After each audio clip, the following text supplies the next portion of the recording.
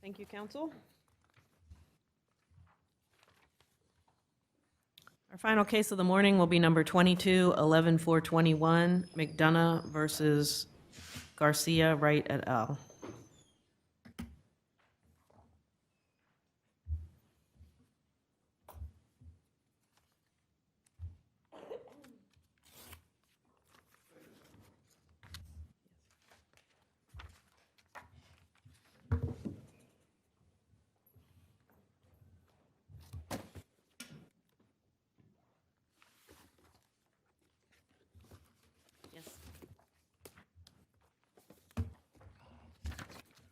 Good morning. May it please the court, counsel. My name is Alan Greenstein. I represent Dr. James Eric McDonough in this particular case.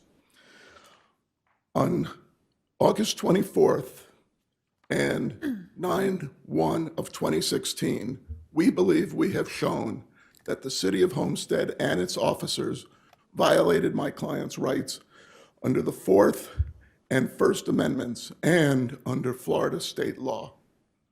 The lower court erred in granting the appellee's motion for summary judgment. The court should have granted our motion for summary judgment, as I think, as a matter of law, we're entitled to that decision. There are three areas in this case. One, the arrest for disorderly conduct. Two, the arrest for cyberstalking. And three, the First Amendment issues.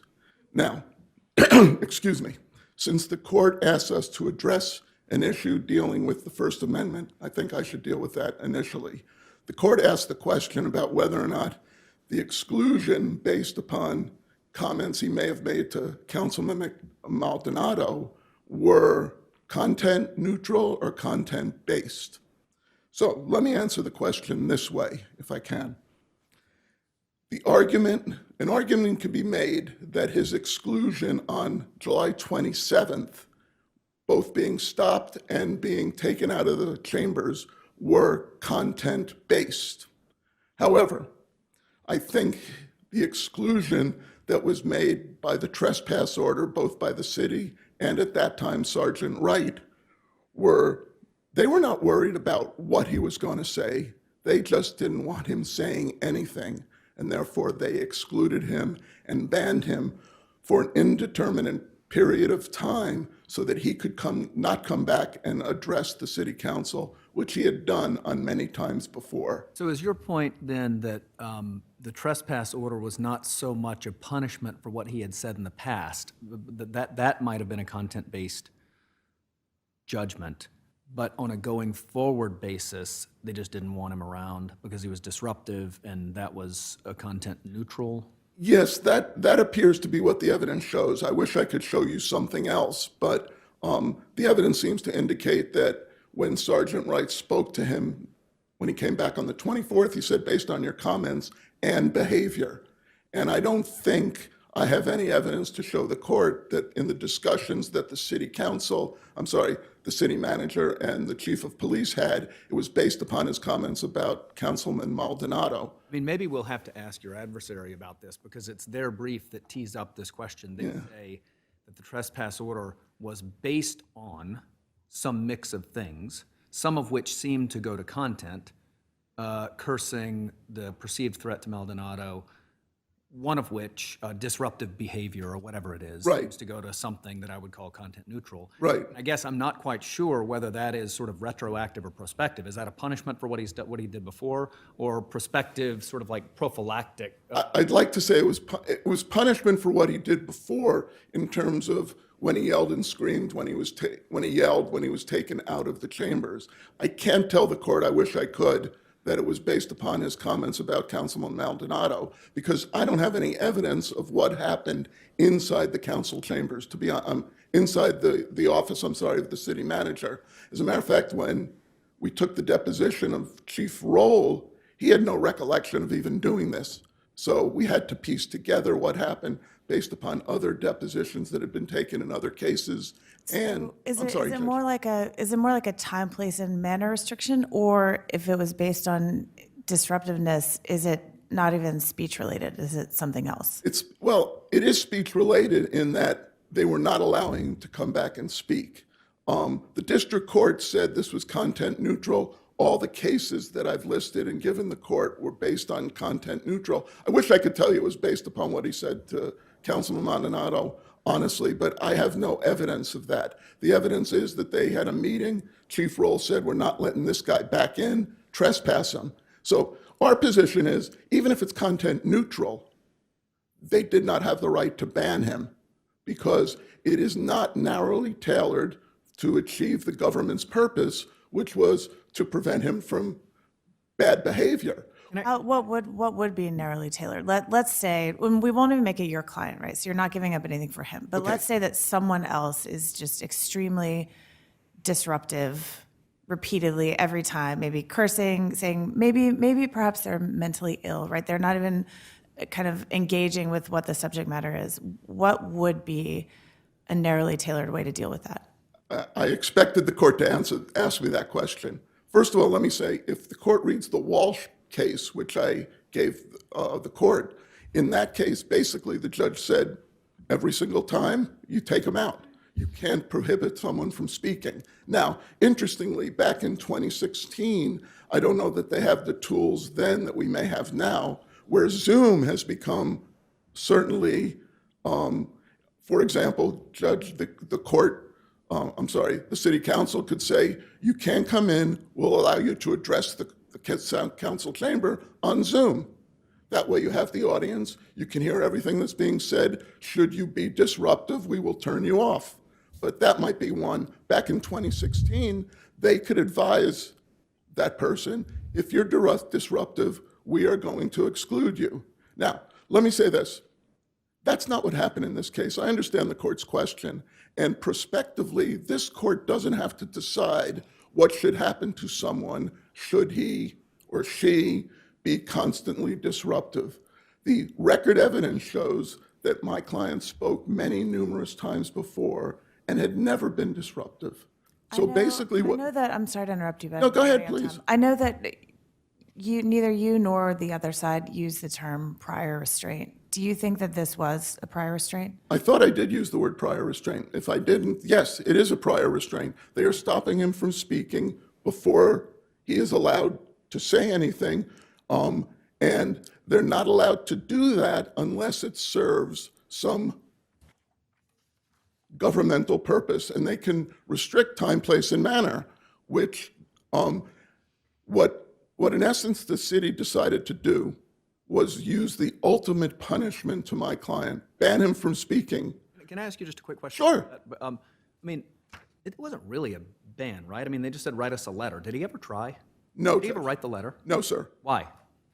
First of all, they didn't tell him who to write the letter to. And if I can say something about that, Judge, the lower court, the district court said, one of the reasons I'm going to find that this is narrowly tailored is because they gave him a procedure, which is write a letter. Sergeant Wright never told him who to write the letter to, what would happen with the letter. And as a matter of fact, the district court cites Catrone for the idea that you have to give somebody procedure. The procedure in Catrone, which they actually gave somebody a piece of paper, had no further procedure, and this court ruled that that was not an appropriate procedure. There's no way for anybody to know what to do. Additionally, the city council had decided 4 months earlier that they were going to change the rules of decorum so that no one would be banned anymore. But before April of 2016, they had a provision that the mayor could ban someone if they were disruptive, and they had a procedure as to how you could write the letter. You got to get the city council to agree to let you come back. They changed that and got rid of that decorum policy in April of 2016, 4 months before my client spoke in front of the city council. So there was no procedure. Sergeant Wright made it up. There was no way for him to know who to write the letter to. When you write the letter to the city council, wouldn't that be? Maybe, maybe not. But since the city council didn't have a procedure as to what to do, there was no point in him writing a letter. Did he have any obligation at all to sort of inquire about, like, okay, I'd like to come back. to whom should this letter be written? What should it say? Did he have any obligation at all to kind of engage in the? No, I don't think he asked, which was more than he probably had to do. They should have provided him an opportunity. In other words, the city should have said, we're banning you. Here is how you can come back. The obligation shouldn't be on the banned person to say, well, wait a second, how do I come back? What am I supposed to do? The obligation should be on the government. They're the ones saying you can't come back. Now, as I understand your case, you're not challenging the constitutionality of the trespass procedure itself, right? No. You're just challenging its application in this situation. And the result that occurred from it, which was, well, While he was under a valid trespass order, did he even have a First Amendment right to appear at the meeting? I don't think it was a valid trespass order. Then maybe I am challenging it based upon the way you're asking it. It wasn't a valid trespass order because it violated the First Amendment law on content-neutral meetings by a city council meeting, which must provide someone, they have to be narrowly tailored. How can the ultimate punishment be narrowly tailored? And second, they have to give him an ample alternative channels of communication, which they did not. There was no way for him to address the city council with the audience, just like in Walsh and in Brown versus Jacksonville, which is I cited. And what I said in my briefs is this court is obviously not bound by those cases. They're district court cases. Walsh was from Oregon. But they're the only cases I could find that address the fact that someone was banned from speaking in front of the city council based upon their prior behavior. And as a matter of fact, there's a Sixth Circuit case, PINELLAS, that says you can't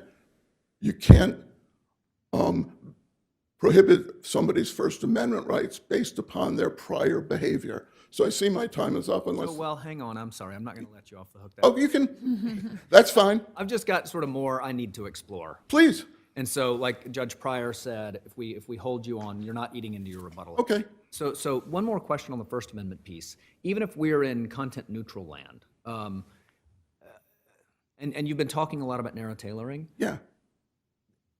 what exactly is the important or substantial government interest here? I mean, and was it infringed? I mean, I get it that they have an interest in ensuring that the meetings are not disrupted. Right. But I mean, I don't know, the meeting went on. Like, I've watched the video. No, the meeting... Your guy is being escorted out, the next guy just steps up and starts talking. Right. And I didn't even get into that, but you're absolutely right. I totally agree with you. I mean, their interest, I believe, was in making sure that their meetings proceed, and they didn't want disruption. But as Your Honor said, Judge Newsom, the meeting did go on. I think, as a matter of fact, the next speaker didn't even hesitate to speak. I think a couple of people in the back turned around. So, you know, I understand what their interest was, but in this case, unlike some of the other cases that I cited, those people were disruptive as they were speaking. They were told to stop or something like that. This occurred outside the council chambers, and I don't think that banishment served the governmental purpose, as the court points out. The meeting went on. So can I ask you a question about the disorderly conduct arrest? Sure. I'll just be coarse. It's about the crotch grab, the alleged crotch grab. Yes. Two questions, I guess. One, sort of factually. I've watched the video. I can't see it. I don't see a crotch grab. But hasn't your guy acknowledged that the officer might reasonably have thought he witnessed a crotch grab, and under the sort of the probable cause analysis, isn't that what his reasonable belief is what we're concerned about, not about sort of what actually happened? Let me answer two ways. One, I happen to agree with the court. I didn't see it. And if the court looks at the video, the court needs to ask itself, is it possible that Sergeant Wright could have seen a crotch grab? And the answer is no. In fairness to my client, I don't think he was right. I think he was trying to be overly fair at his deposition. And by the way, the word he used was possible. But if the courts, the judges, you take a look at the video, he just keeps walking. There is no crotch grab. And even if he touched, as he's walking, touched his genital area, fully clothed, that still is not disorderly conduct. And That's my next question. Is Yes. it a matter of law?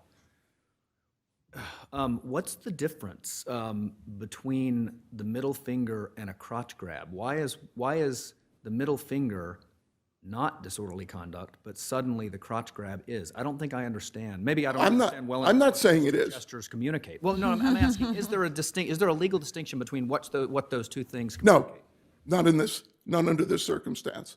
If my client had done more than give the finger, and even assuming he grabbed his crotch, had done more to incite other people, then I would say yes. But in this case, if you just, and I don't mean to belabor this, but if you grab your crotch and leave, you haven't done anything wrong. Maybe people don't want to behave that way, but that's not against the law. And that's basically what they're saying. It's more than words. He grabbed his crotch. But if you look at the video, it's clear he did not. And my client, I believe, was being overly generous when he answered that question. I tend to agree with you that I don't see a difference, but what about the standard that we're looking at? Is it possible that the officer could have, let's assume that there was a crotch grab, which I know you're not, but is it possible that the officer could have thought that there was some special thing about a crotch grab that gave him probable cause? No. No? No, first of all, possible crotch grab. But second, Judge, even if he did it, that's not disorderly conduct. And can I ask you a question about that? Because you mentioned the word incitement a minute Yes. ago. I've read the underlying Florida cases on this disorderly conduct, and they all do seem to say that absent some actual incitement of people, it's not disorderly conduct. Yes. But I'll have to confess, that just seems a little weird to me that a police officer should have to await the actual breach of the peace before there's disorderly conduct instead of anticipate like, oh boy, this is escalating. This could reasonably result in an incitement. I need to nip this now. And that would be fine if he nipped it. I have no would be. problem with him nipping it. But I would have a that problem with him arresting it to nip him. You could say, Dr. McDonough, please, you're about to do something, please leave. All right, we can live with that. I see. But his your nipping point was is to arrest arresting. him for the crime of disorderly conduct. Exactly. There has to be actual incitement. There has to be actual assignment. And then the district court judge added the fact that they had had an interaction 28 days before, and he thought something was going to happen when the clear facts of the case indicate that nothing was happening. He walked away. He wasn't giving anybody any problems. He followed every order of Sergeant Wright, every order, and left the scene, and there was nobody there to incite. So I see my time is up. Thank you. I've reserved some time for rebuttal. Thanks. Yes, you'll have your time for rebuttal. You are answering the court's questions.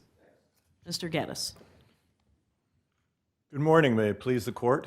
Edward Geddes on behalf of the appellees, officers Garcia, Wright, and the city of Homestead. With me at council table are Matthew Mandel and Ann Flanagan, who were counsel of record in the district court. Unless the court prefers to take it in a different order, I'd like to start with the First Amendment issue. My friend on the other side seems to acknowledge that we're not dealing with a content-based scenario what's your here. Position on that? Because, I mean, I'll confess, it was language in your brief characterizing the decision-making process that sort of tipped me off to this potential problem.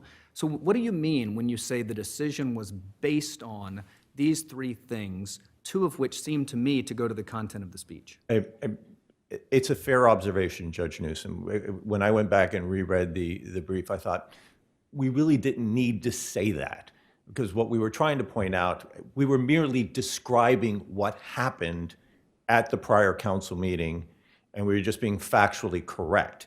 It was never intended that the trespass was issued because of what was said, either to Councilman Maldonado or as he was leaving the council chambers, or even after he left the council chambers and was still in City Hall.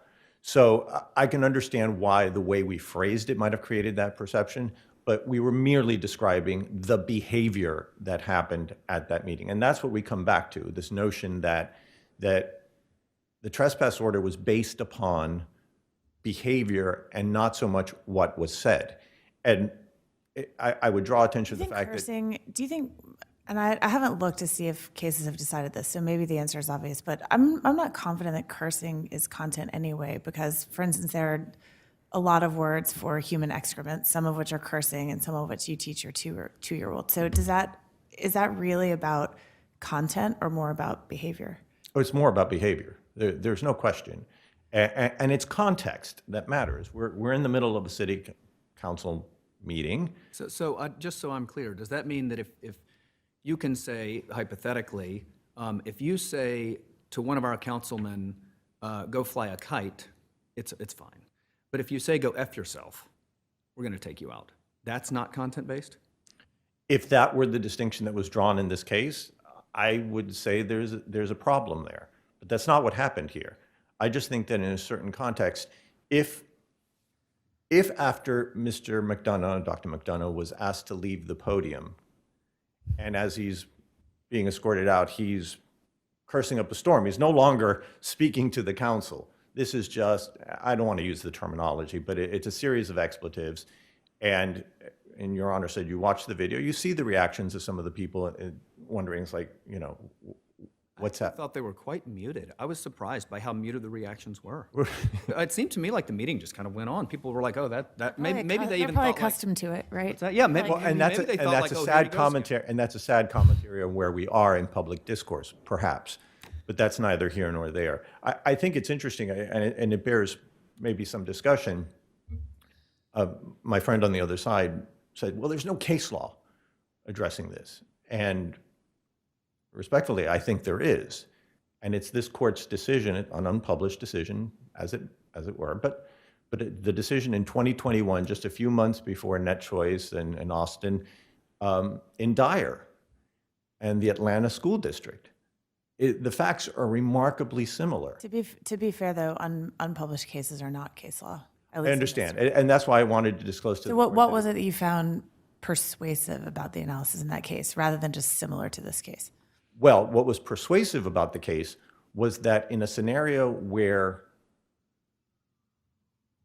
a participant at a school board meeting, a community meeting, which is open to the public, somebody was very disruptive. And the end result of that was that the school district issued a trespass order, the effective equivalent of a trespass order. It was issued by the police department. It was the school saying, you shall not only not appear at a community meeting of the school district, you shall not go anywhere on school board property, any district property. You are not out for 1 year based upon your behavior at that community meeting. Right, so that's what happened, right? But what's persuasive to you about why that was allowed to happen?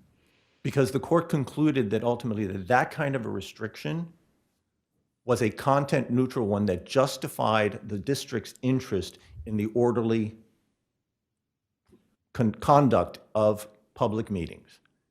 And that's what we have here. And so, but to follow up on Judge Grant's point, I mean, like, so one level deeper, and I don't even remember the case if I've read it, so you'll have to help me, but like, what's the analysis? The court said that justified the school district's interest. Why? Like, what was the compelling governmental interest, or whatever, the substantial government interest?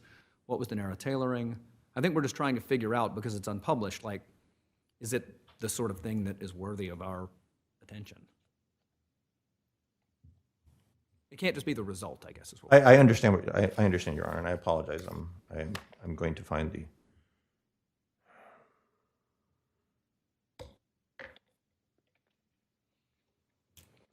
The district court granted AIS the district's motion for summary judgment on both remaining constitutional claims. For the First Amendment claim, the district court found that the district's restrictions on Dyer were content neutral, and as the district cut off Dyer's speech because he expressed himself in a hostile manner that disrupted the meeting progress. That's the court's description. And then the court, in its analysis, says, apologize. A content-neutral ordinance is one that places no restrictions on either particular viewpoint or any subject matter that may be discussed. Here, the district board policies outlining how someone may speak at a community meeting, prohibiting disruption and requiring decorum, are content-neutral policies. We agree with the district court's determination that the district did not regulate Dyer's speech based on its content because it was offensive. Rather, they regulated Dyer's offensive speech because it was disruptive. That's where they.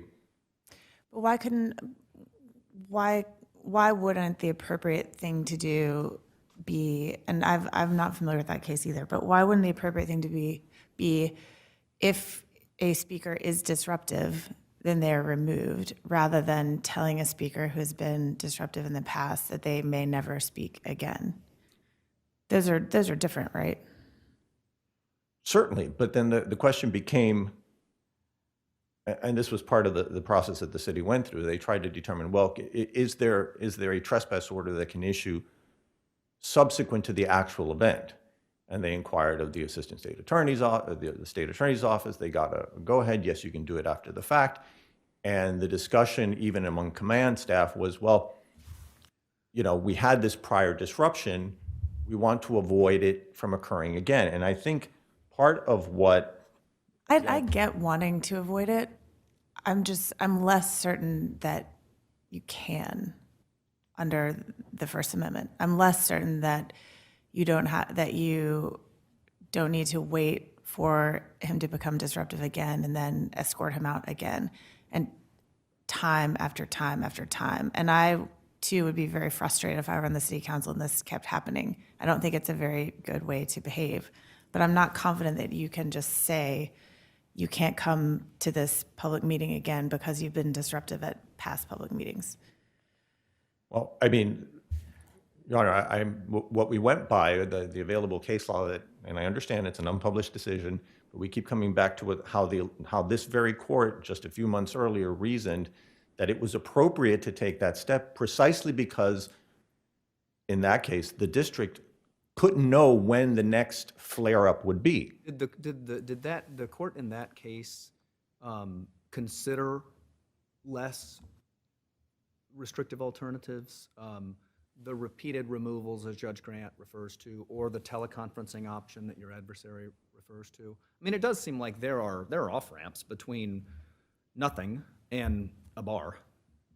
Well, I mean, this wasn't okay, and I know there's disagreement with my friend on the other side, but this isn't an absolute bar, all right? This is, you cannot come back to, and actually it was, you cannot come back to City Hall, because part of the conduct was not just in council chambers during the council meeting. It was also what occurred outside of council chambers, still within City Hall, which is the constant escalation, the antagonism that was happening. And the decision was, you can't come back unless you write to the city and get permission to do so. The idea being, it's a cooling off period. Can I ask you a quick question? Can you give me the site for that case? Certainly, Your Honor. It is, I apologize, the glasses are great for looking, but not for reading up close. We're all there. Yeah. There, 852 Federal Appendix 397. Thanks. Sure. Can I ask, while you're at a pause, can Sure. I ask you sort of like a macro question? To what extent, taking a few steps back, should I be concerned, I'll speak for myself, should I be concerned that this seems to me like the absolute core of what the First Amendment is about? Political speech, sort of petitioning in some modern sense, the government for a redress of grievances. Isn't this like absolutely what the First Amendment's like essence is? Participatory democracy? I realize this was coarse, it's not my bag, it's not how I talk, but that being said, this is participatory democracy and it's messy. At a macro level, as Your Honor pointed out, I agree. The issue of political discourse, the coming to a city council meeting and expressing your views on a subject is certainly at the core. But the fact that it's at the core doesn't mean that there cannot be rules of decorum. It means that we should be wary, doesn't it? I mean, this isn't new dancing, right? This is...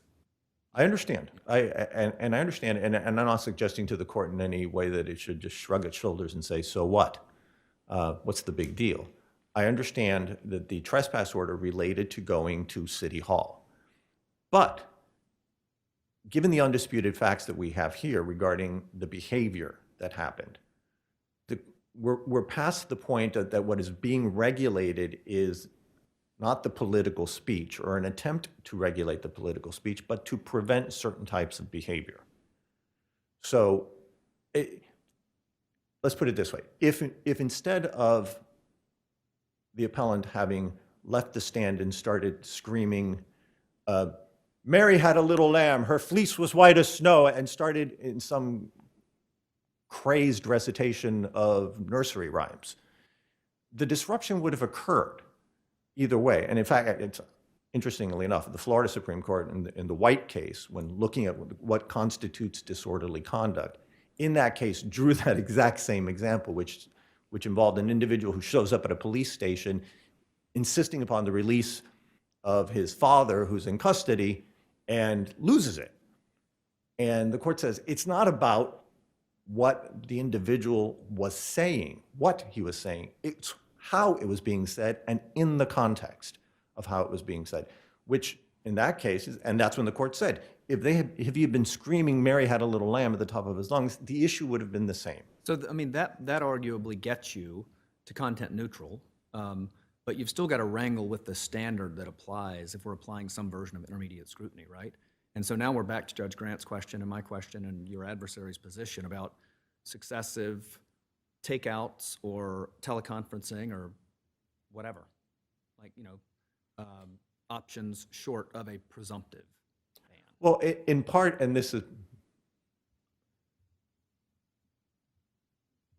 I'm not aware of any case law, all right, and again, in this circuit or at the Supreme Court level, that has indicated that in a situation where you have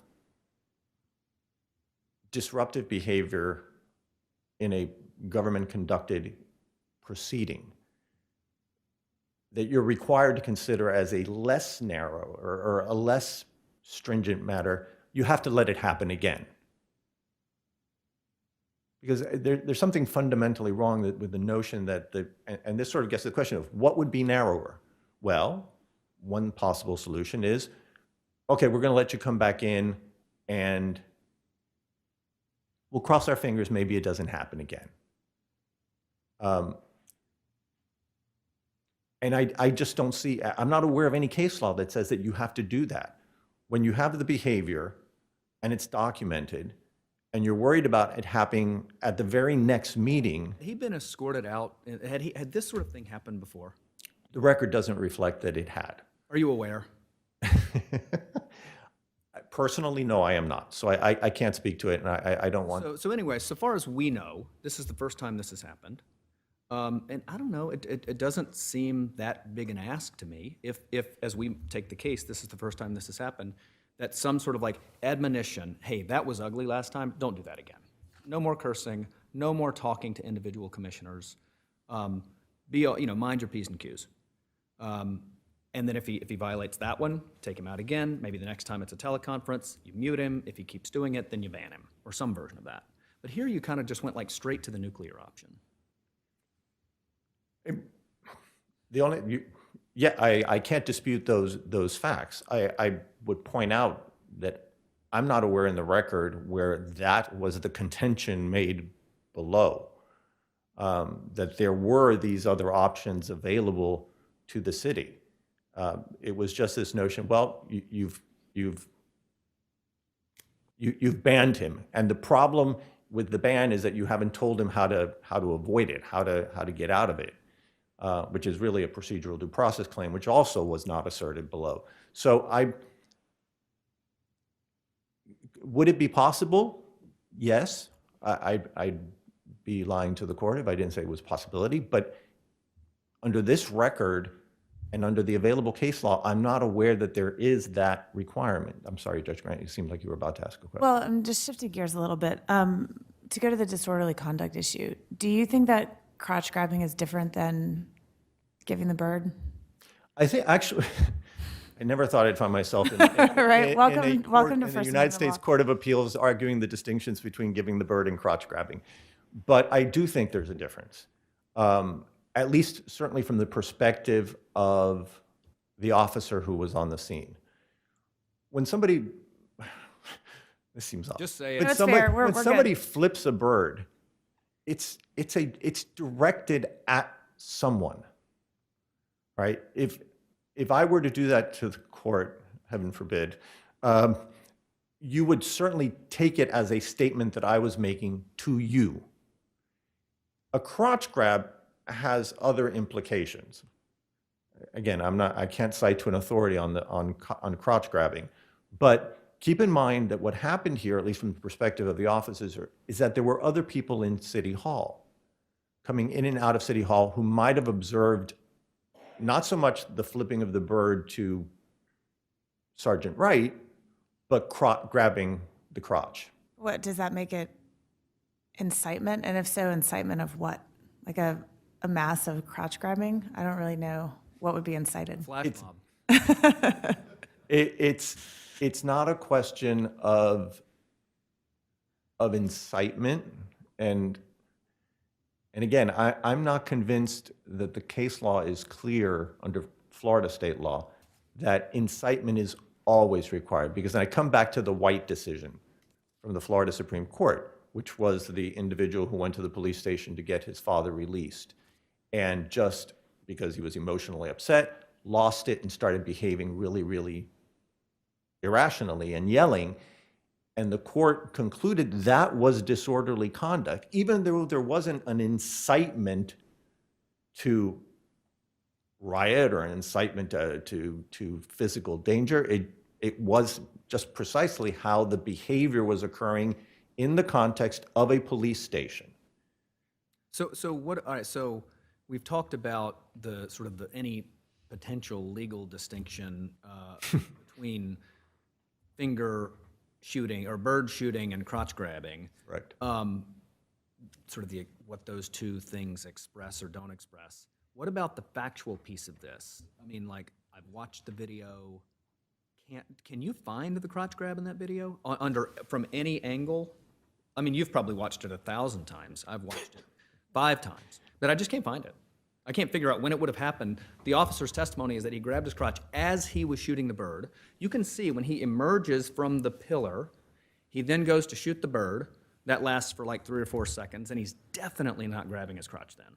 No doubt about it.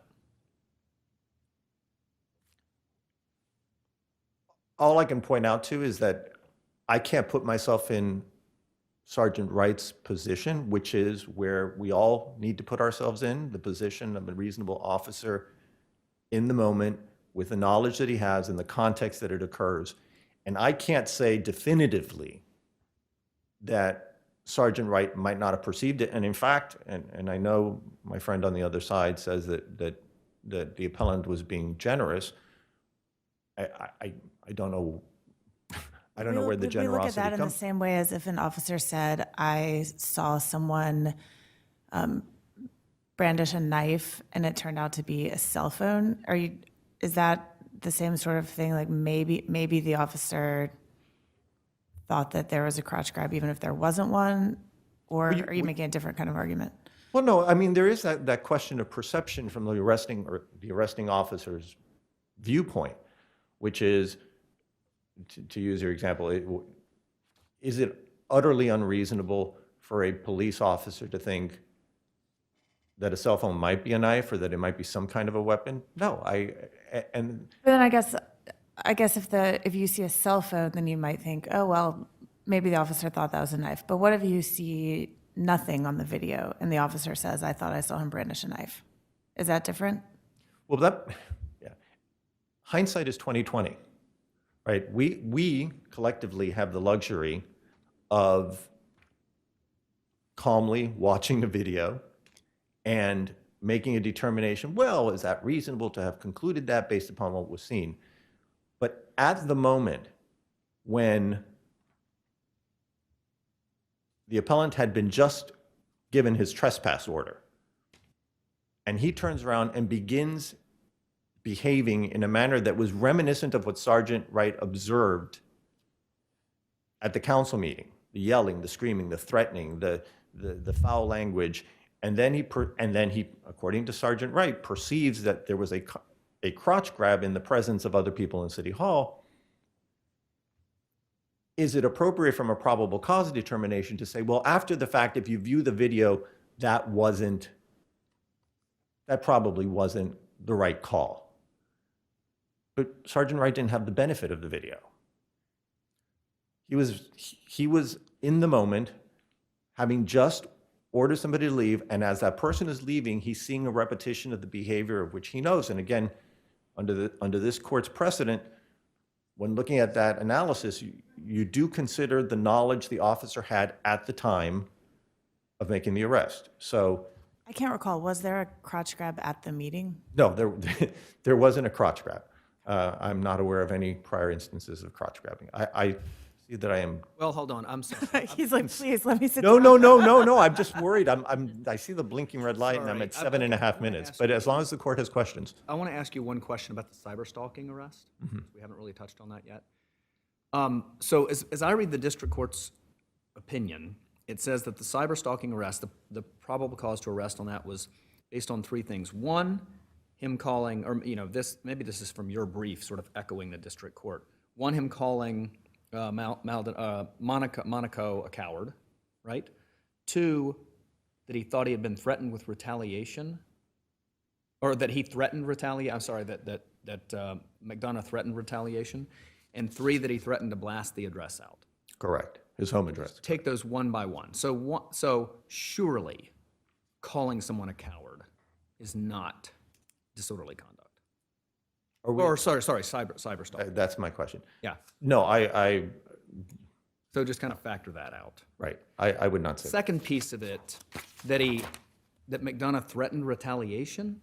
I thought McDonough said that he thought he had been threatened with retaliation. No, my focus on the question of the cyber stalking, because all the statute requires is that there be this fear that arises from the conduct that occurs. And in You're this, focused on the blasting. absolutely, it is revealing or threatening to reveal to the public a police officer's home address. Now, so here's my question. How is that revelatory if the police officer himself has already gone public with his own address? Like there's a video online of him saying into the mic, leaning in and saying, "Here's my home address." Right, but respectfully, Your Honor,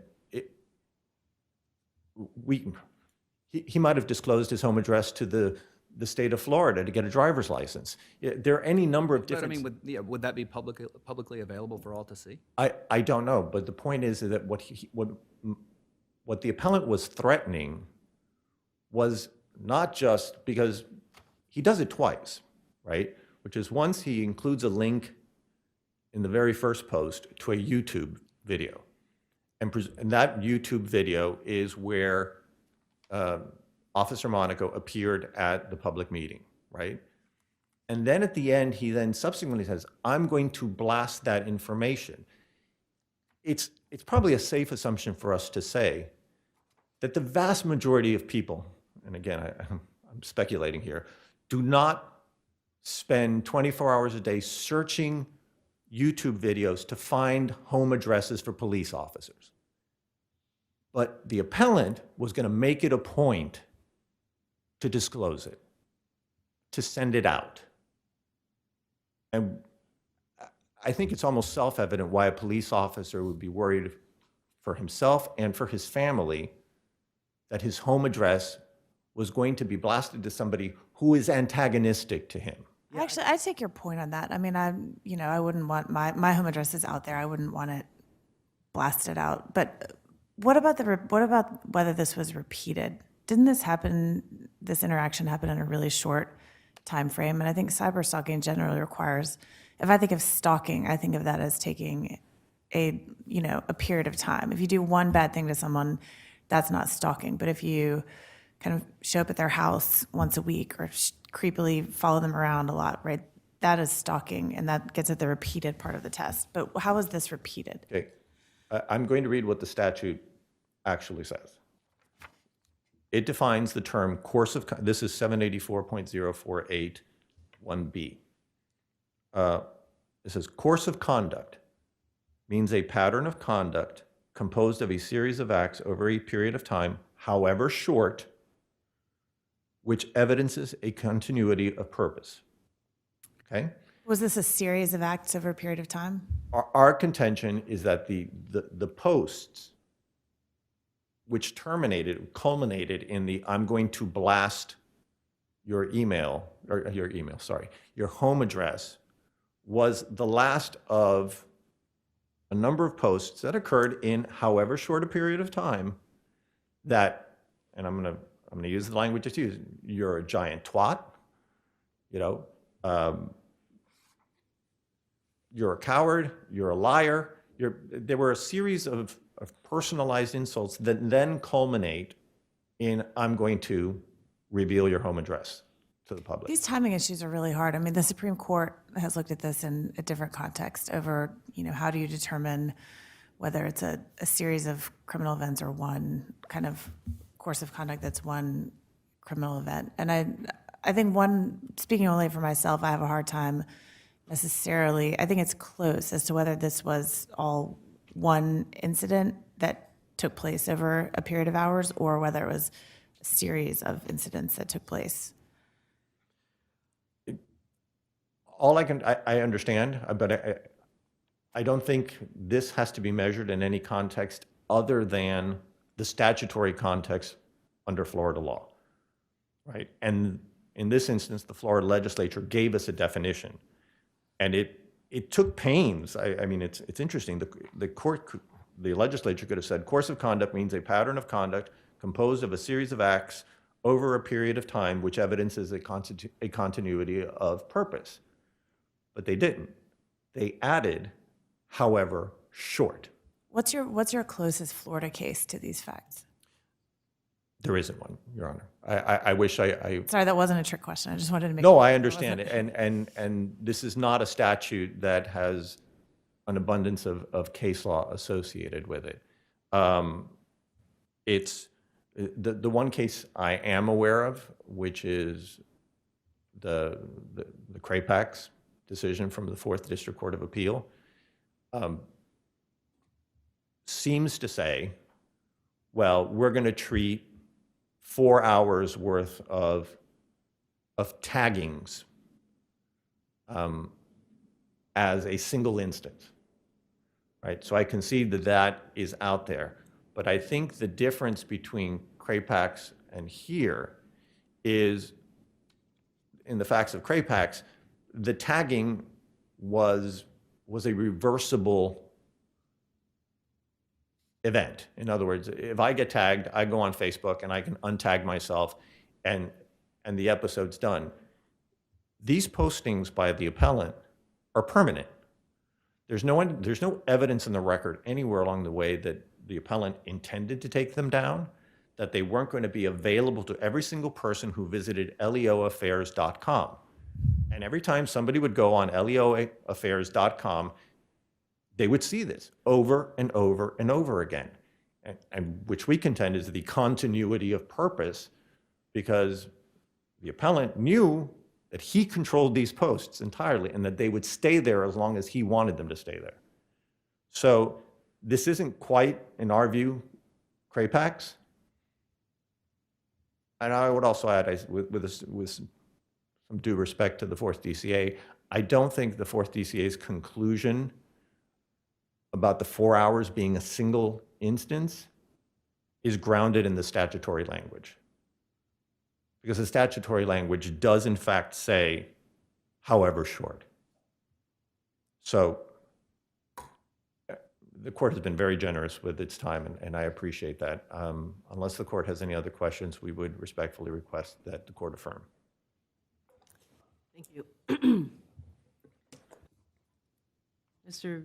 Greenstein, you'll have your full time that you reserve for rebuttal. By the way, I forgot to introduce my client is here, James Eric McDonough. He's sitting in the audience. Judge, let me first address the disorderly conduct. Everyone's viewed the video. It's quite obvious that my client did not grab his crotch, and if we're going to discuss this, let's just make this clear. It's our position, and I put this in my brief, that Sergeant Wright was not being exactly truthful. I think he was embellishing to make sure the disorderly conduct arrest could stand. That's why he put in his report about the fact that there were 4 women and children, there were people coming in and out. If the court looks at the video, one person is coming in, two women are going out, and they're not even looking at what's going on. So there's no evidence that he grabbed his crotch. And I cited a case, and honestly, I don't remember the name of the case. The court doesn't have to believe the officer just because he says it. You can use your own eyes and ears as to what happened. Different case. Let's say that in a different meeting, a different client was angry that they had been thrown out and repeatedly grabbed his crotch and made other vile motions at the officer, and it was not kind of a, see you later situation. It was more of a harassment. Would that qualify as disorderly conduct? No. Why not? That's just lewd behavior. We don't want people behaving like that because, Judge, part of disorderly conduct requires an incitement to get other people to do things. Now, if, for example, he grabbed his crotch constantly and there were people gathering, and then he said to all these people, look at these effing police officers. We got to do something about that. Maybe then. But disorderly conduct is what we want to make sure, and what Saunders basically said, Saunders versus State, is we don't want to punish people for the words they use. That's the First Amendment. Now, grabbing your crotch isn't the First Amendment, but maybe it describes just like giving the bird, it describes words. And let me say this. The courts don't need to assume that something's going to happen in the future. In this case, all we have is one incident where even if he did grab his crotch, nothing happened. And I think the court can limit its decision, its opinion, to that one fact. We don't have to go beyond, well, we have to worry about what if he does it all the time. We don't have to worry about that. The same thing with the First Amendment. In this case, this is the first, no other incidents ever happened as far as the record is concerned, nor do I know of any. So now, on one time, as Judge Newsom said, they took the nuclear option. The court doesn't need to go beyond that and say, well, what happens if someone is disruptive all the time? Let me address one question, and Sure.